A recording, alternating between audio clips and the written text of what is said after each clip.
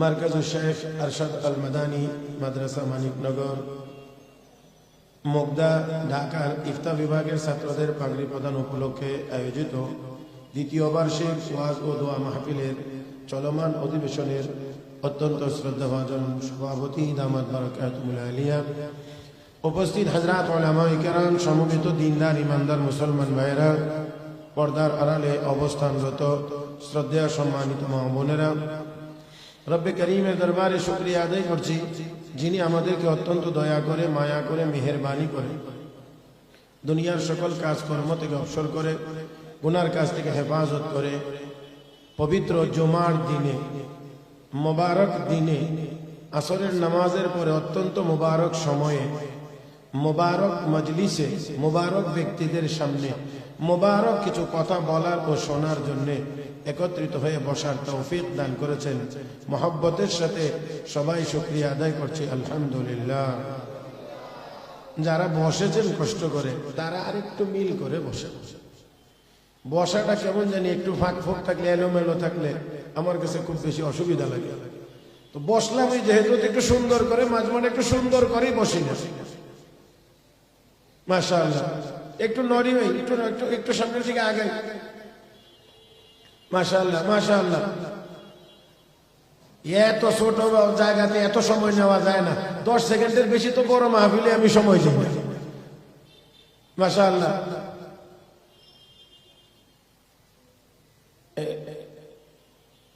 এইবারে হরকত রেগে জায়গা মতো আলহামদুলিল্লাহ আলহামদুলিল্লাহ। এই যে এখানে এই জায়গাটা মাশাআল্লাহ। এবার সবাই একটু আমার দিকে তাকান। সময় খুব বেশি না, তবে সময়টা অনেক দামি।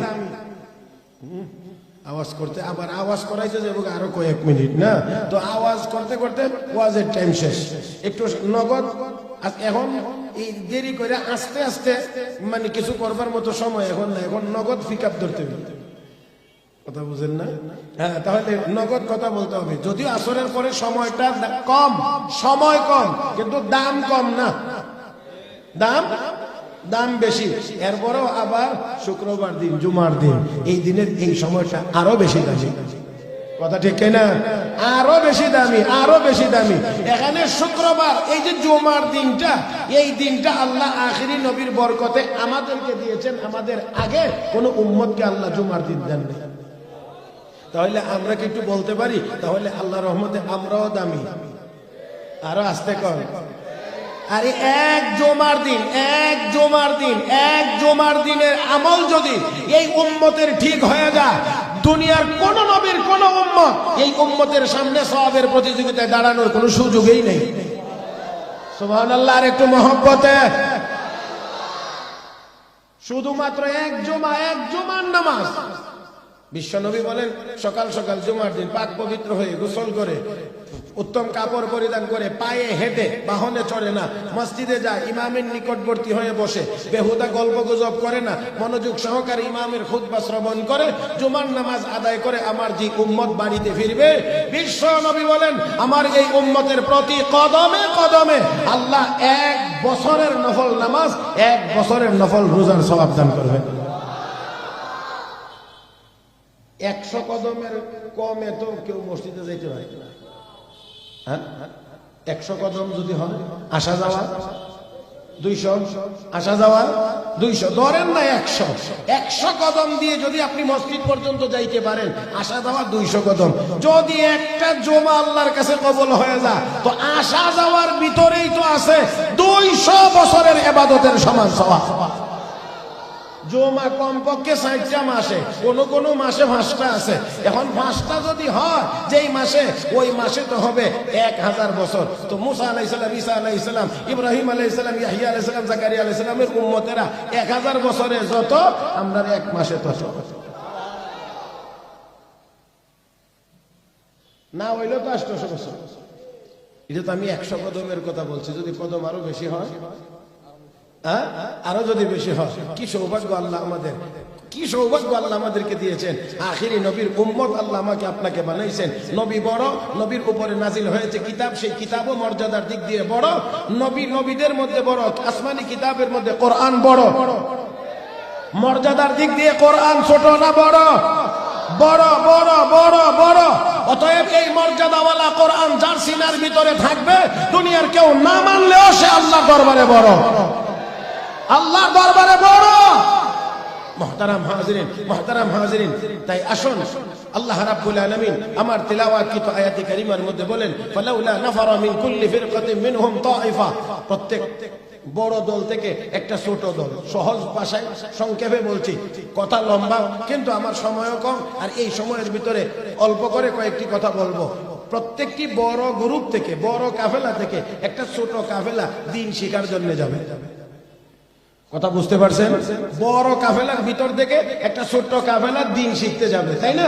এখন কথা হইলো, তাহলে হাদিসে তো আছে তলাবুল ইলমি ফারিদাতুন আলা কুল্লি মুসলিম, ইলমে দ্বীন তলব করা সকল মুসলমানের জন্য ফরজ। তাহলে এখানে কোরআনের আয়াতে তো বলা হচ্ছে যে একটা দল যাবে, ছোট দল বড় দলের মধ্যে, আর এখানে সবার উপরে ফরজ। একেবারে সহজ কথা, যেখানে যে হাদিসে বলা হয়েছে সবার জন্য দ্বীনি ইলম অর্জন করা ফরজ, এটা হলো প্রাথমিক ইলম। প্রাথমিক ইলম, প্রাথমিক ইলম, প্রাথমিক ইলম দুনিয়ার সব মুসলমানের জন্য ফরজ।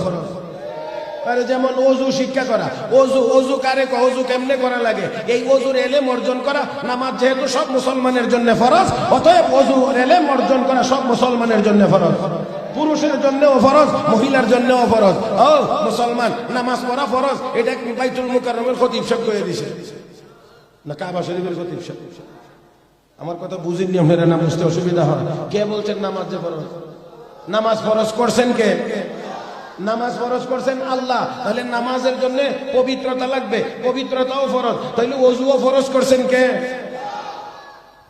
ইযা কুমতুম ইলাস সালাহ ফাগসিলু ওয়ুজুহাকুম ওয়া আইদিয়াকুম ইলাল মারাফিক ওয়ামসাহু রুউসাকুম ওয়া আরজুলাকুম ইলাল কাবাইন। তাহলে ওযুর কথাও আল্লাহ রাব্বুল আলামিন বলেছেন। এই আমাদের দেশে অনেকটি বুঝতে চায় না, অনেক লেখাপড়া করছে, কিন্তু আসল লেখাপড়া না থাকার কারণে আউলায়া গেছে। ঠিকঠাক কালকে কইেন, আজকে না, আজকে তো ওয়াজ শুনবেন, কালকে ঠিক বেঠিক সুবহানাল্লাহ আলহামদুলিল্লাহ এটি কালকে বলবেন, কারণ আজকে বললে কষ্ট হয়ে যাবে বেশি। আমাদের দেশে কিছু বেশি শিক্ষিত আছে, মাথা আউলায়া যায়, বুঝেন না? যার কারণে তার কাছে ওযু ভালো লাগে না, অজগর ভালো লাগে। হ্যাঁ, এদের কাছে অজগর ভালো লাগে, ওযু ভালো লাগে না। আমার ভাইয়েরা, তোর কাছে যদি এতই অজগর পছন্দ লাগে, তাহলে তুই আমাজনে যা। আমাজন ওইখানে বড় বড় অজগর আছে, ওইখানে যা। কারণ এই বাংলা মুসলমানের দেশ, এই ঢাকা শহর মসজিদের শহর, এখানে আজান থাকবে, নামাজ থাকবে, ওযু থাকবে।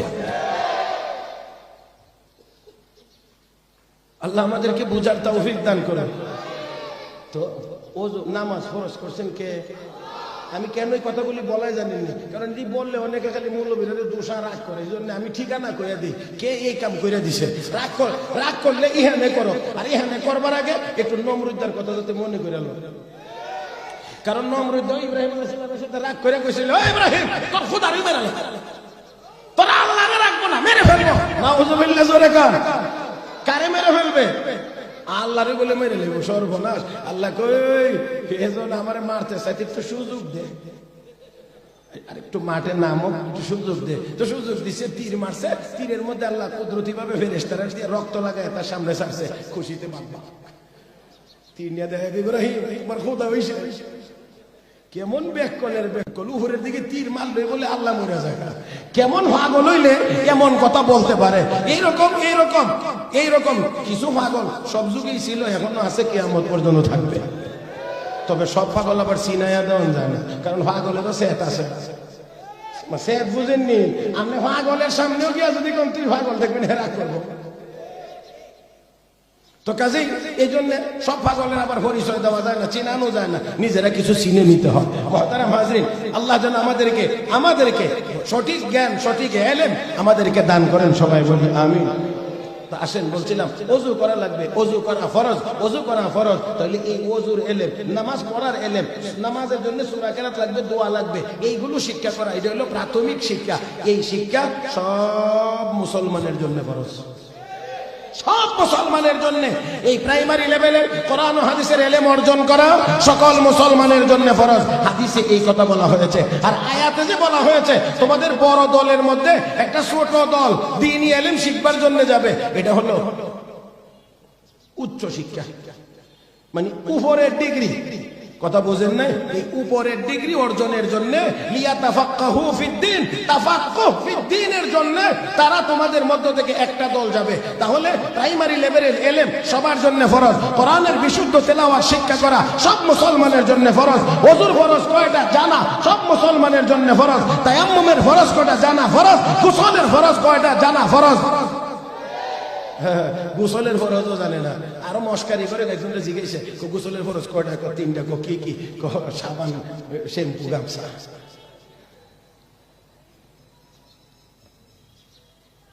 ভাইরা বড় আক্ষেপ লাগে, আফসোস। আক্ষেপ ও আফসোসের সাথে আমি বলছি, অন্য কিছু না, কেউ ভিন্ন দৃষ্টিতেও তাকাইবেন না। আল্লাহ মাফ করুন, যদি বেয়াদবি হয় আপনারাও মাফ করবেন। আমাদের বর্তমান প্রজন্ম মুসলমান, আমাদের বর্তমান মুসলমান যারা বর্তমান প্রজন্ম, যাদেরকে আমরা ইয়াং তরুণ বলি, যাদেরকে আমরা ইয়াং বলি, তরুণ বলি, আল্লাহ মাফ করুন, আল্লাহ মাফ করুন। অনেক মুসলমান এমন আছে যেই মুসলমানের উপরে গোসল ফরজ হয়, কিন্তু ফরজ গোসল কেমনে করতে হয় জানে না। একবার যে না পাক হয়েছে, এমনও হয়ে থাকতে পারে কয়েক মাস চলে গেছে সে পাকই হইতে পারছে না। ভাইরা বড় কঠিন, কিন্তু মুসলমান জানেও না যে সে নাপাক হয়ে আছে, নাপাক রয়ে গেছে। হায় হায়, জীবন কোন দিকে চলছে, কোন হালতে চলছে। আল্লাহ মাফ করুন, আমি আপনাদেরকে এর চেয়ে বেশি আর ভেঙ্গে চুরে বুঝাইতে পারবো না। কিছু কিছু কাজ আছে যে কাজের দ্বারা গোসল ফরজ হয় মানুষের উপর। কিছু কাজ আছে মুসলমান আর অমুসলিম, আরেকভাবে যদি বলি মানুষ এবং জীবজন্তু জানোয়ার, জীবজন্তু জানোয়ারও এই কাজ রাস্তাঘাটে করে, কিন্তু তাদের জন্য গোসল টোসলের কোনো কথা নাই, কোনো বিধান নাই, কোনো কিছুই নাই। কিন্তু মানুষ, আমরা মুসলমান, আমরা নাপাক হয়ে গেলে সাথে সাথে পবিত্রতার নির্দেশ আল্লাহ রাব্বুল আলামিন দিয়েছেন, কিন্তু নাপাক হইতে জানি, পাক হইতে জানি। তাহলে আমার আপনার জীবনযাপন আর ওই জীবজন্তু জানোয়ারের জীবনযাপনের মধ্যে তো পার্থক্য হইল না, পার্থক্য থাকলো। আল্লাহ আমাদেরকে মানুষের জীবনযাপন করার তৌফিক দান করুন। মহব্বতের সাথে বলি আমিন। মুহতারাম হাজিরিন, তাহলে তারা গিয়ে কি করবে? ওই যারা উচ্চ শিক্ষার জন্য যাবে, বড় কাফেলা থেকে, বড় দল থেকে একটা ছোট দল যাবে উচ্চ শিক্ষার জন্য। প্রাইমারি সবার জন্য বাধ্যতামূলক, উচ্চ শিক্ষার জন্য যাবে যারা, তারা গিয়ে কি কাজ করবে? তারা গিয়ে করবে এক কাজ, ফিরে এসে করবে এক কাজ। আল্লাহ, আমার কথা বুঝাইতে পারতেছি? তারা গিয়ে করবে এক কাজ, ফিরে আইসা করবে আরেক কাজ। গিয়ে করবে কি? গিয়ে করবে লিয়াতাফাক্কাহু ফিদ্দীন, তারা তাফাক্কুহ ফিদ্দীন অর্জন করবে। আমার ভাইয়েরা, আল্লাহ রাব্বুল আলামিন এই কথা বলেন নাই লিয়াতাআল্লামু ফিদ্দীন, তারা ইলম শিখবে, শুধু এই কথা বলেন নাই। আল্লাহ বলেছেন লিয়াতাফাক্কাহু ফিদ্দীন, তারা তাফাক্কুহ অর্জন করবে। এই তাফাক্কুহের যে কথা, একটা কথা শুধু আপনাদের সামনে বলছি, তা হলো এই, যা শিখবে তা আমল করবে। যা শিখবে তা আমল করবে। এই জন্য আমাদের মাদ্রাসাগুলোতে শুধু পড়ানো হয় না, সাথে আমলের ট্রেনিং দেওয়া হয়। এত আস্তে ঠিক বললেন না, আর একটু মহব্বতে বলেন। আমাদের এই মাদ্রাসাগুলোতে শুধু কিতাব পড়ানো হয় না, সাথে সাথে আমলের প্রশিক্ষণ হয়। শুধু মেসওয়াকের কথা কিতাবে পড়ানো হয় না, মেসওয়াকের আমল হয়। শুধুমাত্র টয়লেটের ভিতরে টিস্যু ব্যবহার করা, ফিলা ব্যবহারের কথা শুধু বলা হয় না, ব্যবহারের ট্রেনিং হয়, প্রশিক্ষণ হয়, সকলকে নির্দেশনা দেওয়া হয়, সকল ব্যবস্থাপনাও করা হয়, যাতে করে পবিত্রতা অর্জন করে। মুহতারাম হাজিরিন, শুধু তাহাজ্জুদের কথা কিতাবে পড়ানো হয় না, তাদেরকে প্র্যাকটিক্যালও করানো হয়। তাহলে যা শিখবে সেই অনুযায়ী আমল করবে। দুনিয়ার বহু জায়গাতে শিখবার ব্যবস্থা আছে, কিন্তু সাথে আমলের সমন্বয় নেই। শিক্ষা আছে, দীক্ষা নেই। যেটা সহজ বললে, দুই শব্দে বললে সহজে বুঝে আসবে। অনেক জায়গাতে, অনেক প্রতিষ্ঠানে শিক্ষা আছে, কি নাই? দীক্ষা নাই। এখন অনেকে আবার শিক্ষা কোনটা আর দীক্ষা কোনটা? আমরা তো সবগুলোর একটাই মনে করি, শিক্ষা দীক্ষা। আমার ভাইয়েরা, শিক্ষা আছে, দীক্ষা নাই। এই দীক্ষা না থাকার কারণে যেই স্যারের কাছে পড়ে, এই স্যারের কলারও ধরে। এটা হলো দীক্ষার অভাবে। শিক্ষা তো আছে, কিন্তু স্যারে পড়াইছে, একটু অসুবিধা লাগছে, ধরে লেছে স্যারের। কিন্তু আলহামদুলিল্লাহ সুম্মা আলহামদুলিল্লাহ সুম্মা আলহামদুলিল্লাহ আমাদের এই মাদ্রাসাগুলোতে শিক্ষার সাথে দীক্ষা থাকার কারণে ছাত্র যেমন যদ্দূরে এলেম অর্জন করতে পারে, অন্তত কোনো উস্তাদের কলারে ধরে না, বরঞ্চ সম্মানের সাথে উস্তাদের জুতা সোজা। শাইখুল আরব আল আজম আওলাদ রাসূল সৈয়দ হোসেন আহমদ মাদানী নওয়ারাল্লাহু মারকাদা, ওনার উস্তাদ শাইখুল হিন্দ মাহমুদ হাসান দেওবন্দি রহমতুল্লাহ আলাইহি যখন ব্রিটিশরা ওই জালেমেরা যখন গ্রেফতার করে নিয়ে যায় মাল্টার দ্বীপে, তখন ছাত্র হোসেন আহমদ মাদানী রহমতুল্লাহ আলাইহি তিনি বলছিলেন আমিও যাব, কারণ আমিও উস্তাদের সাথে স্বেচ্ছায় কারাবরণ করব, আমি জেলখানার ভিতরেও উস্তাদের খেদমত করব। আমার ভাইয়েরা, এটা হলো বিশ্ব নবী থেকে পাওয়া, আমাদের উত্তরাধিকার সূত্রে পাওয়া। সাহাবায়ে কেরাম নবীর খেদমত করেছেন। ওই ভাই, খেদমতের অর্থ আপনারা কেউ কেউ মনে করি আমরা দূর থেকে ভুল বুঝি, যাদের হয়তো বুঝি না অথবা যারা মানে বিকৃত মস্তিষ্কের তারা ভুল বুঝি, তারা মনে করি মাথায় তেল দেওয়া, পায়ে তেল দিয়ে দেওয়ার নামেই শুধু খেদমত। শুধু তা না, যা যা দরকার যখন সেটাই উস্তাদের খেদমত। বিশ্ব নবী রাহমাতুল লিল আলামিন নবী মুহাম্মদুর রাসূলুল্লাহ সাল্লাল্লাহু আলাইহি ওয়াসাল্লামের খেদমত সাহাবায়ে কেরাম করেছেন। সেই ধারাবাহিকতায় আমাদের এই মাদ্রাসাগুলোতেও ছাত্ররা খেদমত করে। আমরাও আমাদের উস্তাদদেরকে সুযোগ পাইলে এখনো খেদমতের চেষ্টা করি, পারলে জুতাটা এখনো সোজা করে দিই। মুহতারাম হাজিরিন, হযরত হুসাইন আহমদ মাদানী রাহমাতুল্লাহি আলাইহি তিনি স্বেচ্ছায় যাবেন, না তোমাকে নেওয়া হবে না, না তোমাকে নেওয়া হবে না, না আমি যাব। আমার ভাইয়েরা, এখানে একটু কথা মনে রাখতে হবে, খেদমতের সাথে আমাদের অনেক কিছু সম্পর্ক। ছাত্র উস্তাদের এই খেদমতের সম্পর্কের ভিতরে অনেক কিছু কথা চলে এসেছে। এই জন্য আরেকটা কথা বলবো, এই কথাটা ফিনিশিং হওয়ার আগে একটা কথা বলছি, সেটা হলো হযরত আকলাস মাওলানা আনোয়ার শাহ কাশ্মীরি রাহমাতুল্লাহি আলাইহি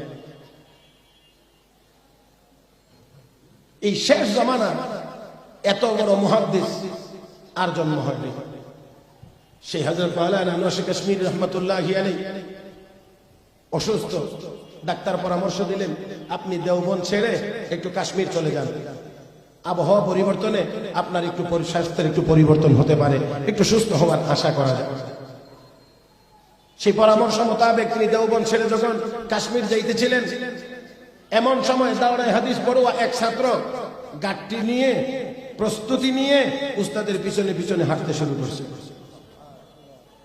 হঠাৎ করে হযরত আকলাস আনোয়ার শাহ কাশ্মীরি রাহমাতুল্লাহ আলাইহি পিছন দিকে তাকায়া দেখেন ছাত্র প্রস্তুতি নিয়ে পিছনে পিছনে আসতেছে। যে ছাত্রটি আসছেন ছাত্রের নাম মোহাম্মদ ইউসুফ। হযরত জিজ্ঞেস করেন, ইউসুফ তুমি আমার পিছনে গাটুনি নিয়ে কেন? হযরত আমি আপনার খেদমতে চলে যাব। সবাই একটু খেয়াল করে আমার দিক তাকিয়ে খেয়াল করে কথাটা শুনবেন, কারণ সবাই ভালো খেয়াল থাকলে সহজে বোঝা সম্ভব। হযরত আমি আপনার খেদমতে যাব।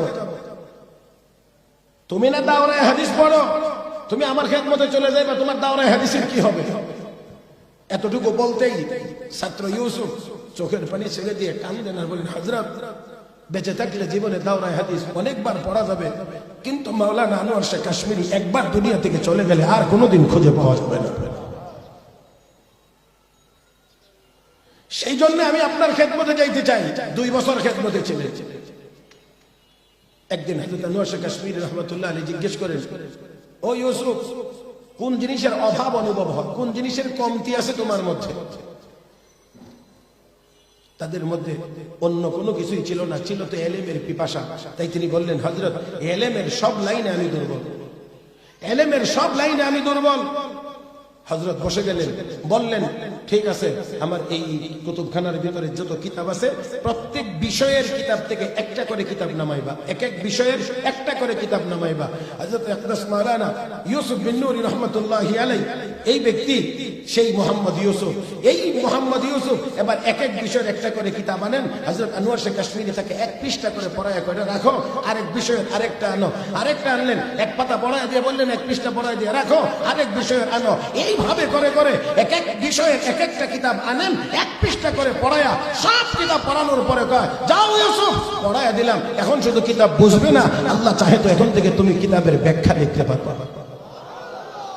সেই মোহাম্মদ ইউসুফই পরবর্তীতে আল্লামা ইউসুফ বিন নূরি রহমাতুল্লাহি আলাইহি, যিনি বুখারী শরীফের ব্যাখ্যাও লিখেছেন, তিরমিজি শরীফের ব্যাখ্যাও লিখেছেন।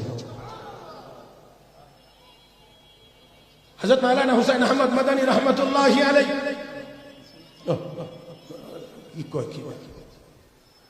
হযরত মাওলানা হুসাইন আহমদ মাদানী রহমাতুল্লাহি আলাইহি তিনি বললেন আমি আমার উস্তাদের খেদমতের জন্য যাব। না, তোমাকে নেওয়া হবে না। জাহাজ যখন ছেড়ে দিয়েছে উনিও সমুদ্রে ঝাঁপ দিয়েছে। সুবহানাল্লাহ, আর একটু কষ্ট করে বলা, তিনিও ঝাঁপ দিয়েছেন, নেওয়া হয়েছে। উস্তাদের খেদমত জেলখানার ভিতরে, উস্তাদের খেদমত জেলখানার ভিতরে। একটু শীতের দিন, পানি গরমের কোনো ব্যবস্থা নাই।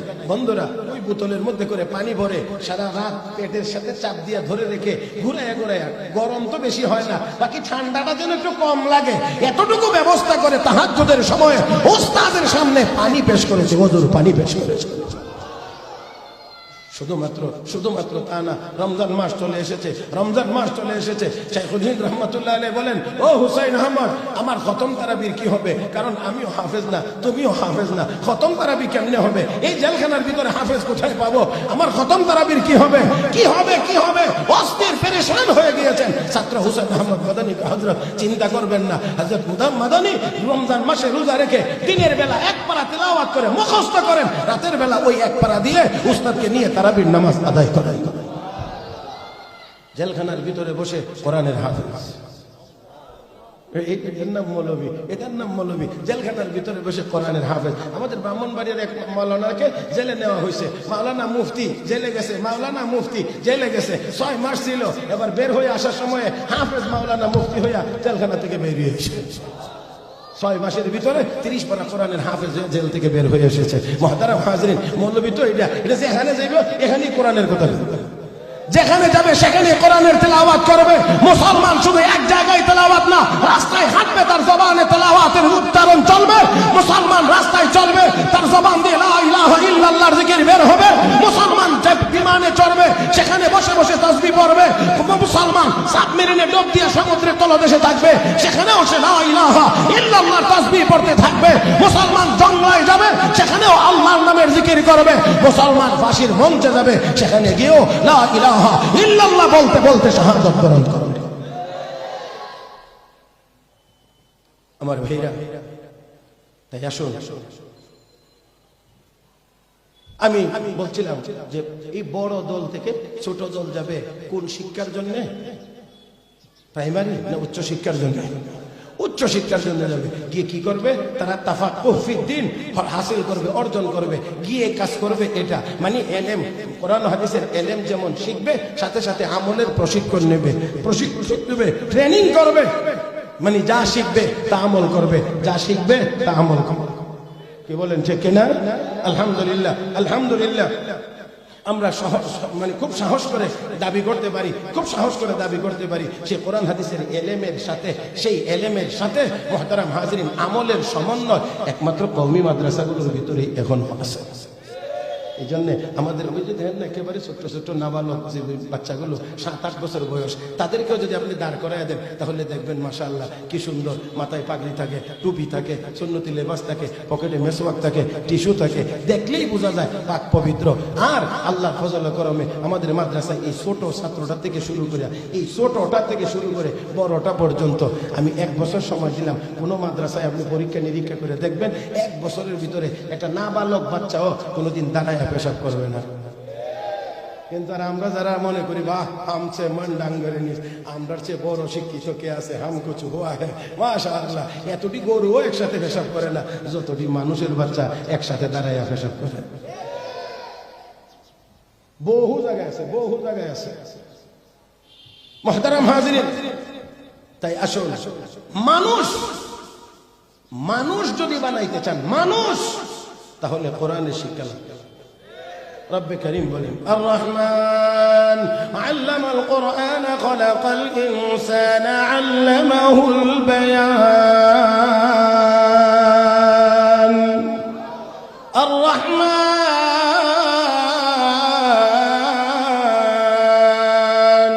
আল্লামাল কোরআন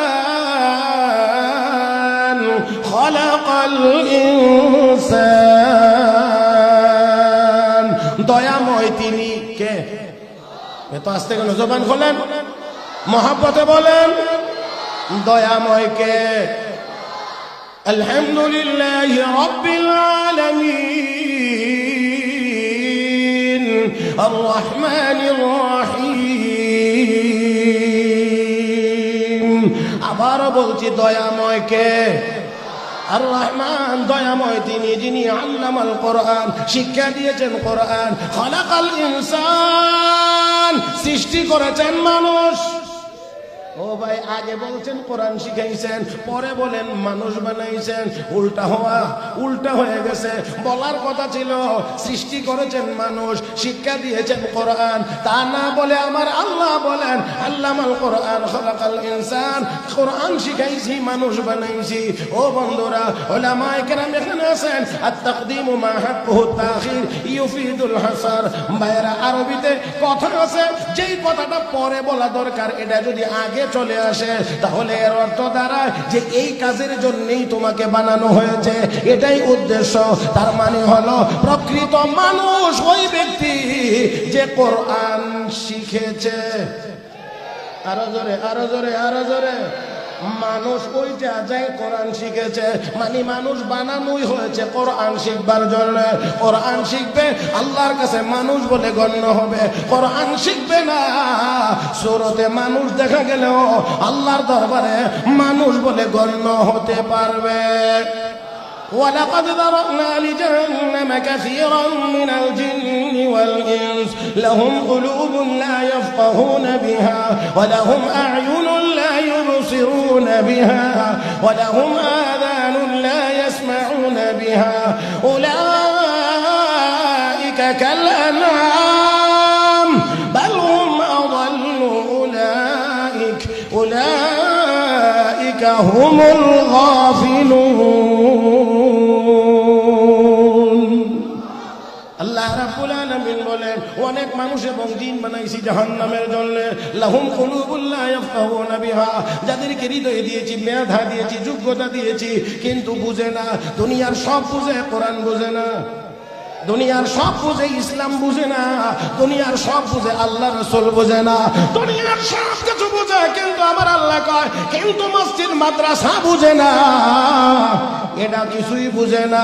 ওয়ালাহুম আ'য়ুনুন লা ইউবসিরুনা বিহা, চোখ দিয়েছি, দুনিয়ার অনেক আকাম কুকাম করে চোখ দিয়ে দেখে, কিন্তু আমার কোরআনের আয়াত দেখে না, আমার আয়াতগুলো দেখে না, তিলাওয়াত করে না।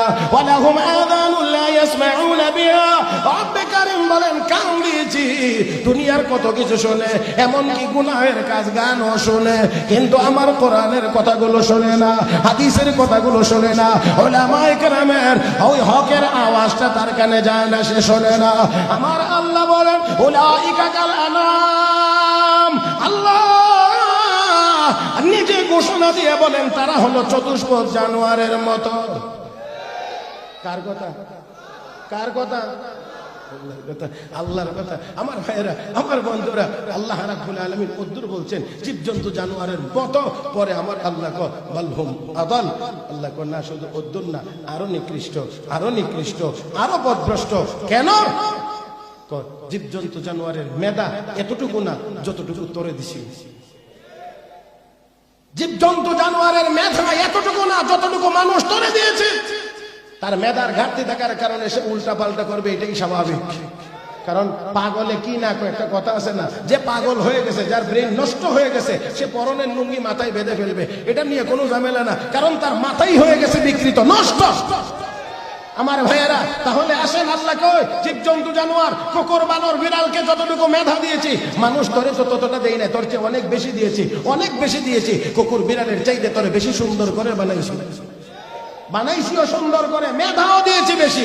রব্বে করিম ওয়াত-তিন ওয়াজ-যাইতুন ওয়া তুরি সিনিন ওয়া হাযাল বালাদিল আমিন লাকাদ খালাকনাল ইনসানা ফি আহসানি তাকওয়িম। হে বান্দা, চারটা জিনিসের কসম করে আমি মালিক বলছি, তোকে সবচেয়ে বেশি সুন্দর করে বানাইছি, সবচেয়ে বেশি সুন্দর করে বানাইছি। তাহলে মানুষকে আল্লাহ বেশি সুন্দর করে বানাইছেন, বেশি মেধা দিয়ে বানাইছেন, বেশি মেধা দিয়ে বানাইছেন। আমার ভাইয়েরা, আমার বন্ধুরা, আবার আবার আমার আল্লাহকে আল্লামাহুল বায়ান, তোর ভিতরে যা আছে এটা প্রকাশ করবার মতো একটা ভাষা আমি আল্লাহ তোকে দান করেছি। বক্তব্য দেওয়ার, কথা বলবার একটা যোগ্যতা আমি আল্লাহ তোকে দিয়েছি। গরুর জিহ্বা আছে, দাঁত আছে, ঠোঁট আছে, আমরাও কথা বলি, জিহ্বা, দাঁত, ঠোঁটের সমন্বয়ে আমরা সুন্দর কথা বলতে পারি। কিন্তু গরুর এত কিছু থাকার পরেও গরু আমাদের মতো কথা বলতে পারে না। রব্বে করিম, এটা তো আমি আল্লাহ তোদেরকে দিয়েছি। কেন দিয়েছি? কেন দিয়েছি? এই সব যোগ্যতা দিয়ে আমাকে চিনবে এই জন্য। কথা গনা কারে চিনবার জন্য? আল্লাহকে চিনবার জন্য। আর আল্লাহকে যে চিনে, আল্লাহ এটাই বুদ্ধিমান, এটাই বুদ্ধিজীবী। إن في خلق السماوات والأرض واختلاف الليل والنهار لآيات لأولي الألباب الذين يذكرون الله قياما وقعودا وعلى جنوبهم ويتفكرون في خلق السماوات والأرض ربنا ما خلقت هذا باطلا سبحانك فقنا عذاب